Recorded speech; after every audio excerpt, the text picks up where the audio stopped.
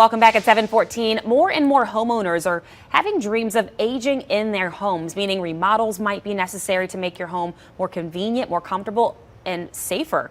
Dan Mills, the CEO of the Home Builders Association of Greater New Orleans, is here with some things that might need to be done if you are considering what's called aging in place, right? Aging in place. So it's kind of a newer phenomenon, people wanting to just stay in their homes and not move out, not downsize, but that could take some adjustments if you're living alone or if you have a relative caring for you. Let's talk about some of the things you could do right now that aren't as expensive to make your home easier to get around as you age and easier for people to help you get around.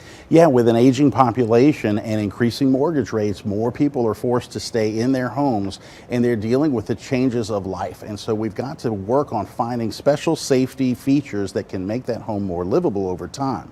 So you were saying something as small as adding guardrails in showers and bathtubs and other places around the house. The most common things are usually the most accessible, and adding that handrail within the shower is very important. Reducing thresholds to be able to get in and out of the shower, trying to ensure that you have adequate lighting throughout the home, and considering the surface area, material of the floor, making sure you have a non-slip surface that's well lit and free from obstructions.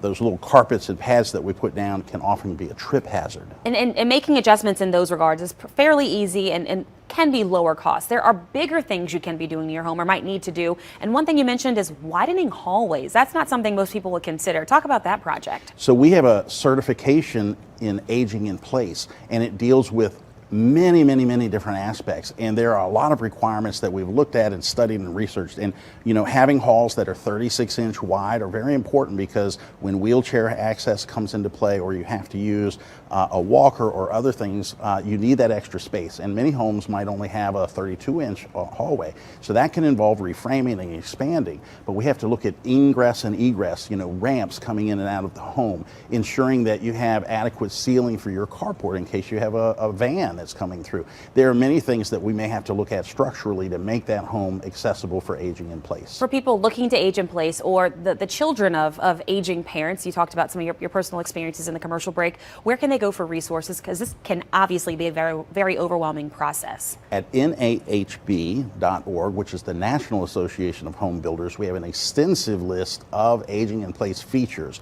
But the real source would be to take a class with the HBA, which is coming up in October, and we can find that class at hba.org. hbagno.org, excuse me, and that is a 3-day class, so it's very extensive, but it's for designers, architects, engineers, as well as builders and others that are in the field. That's a really important class coming up there in October, so if y'all sign up for that, lots of good information. Dan, thank you. We appreciate your time.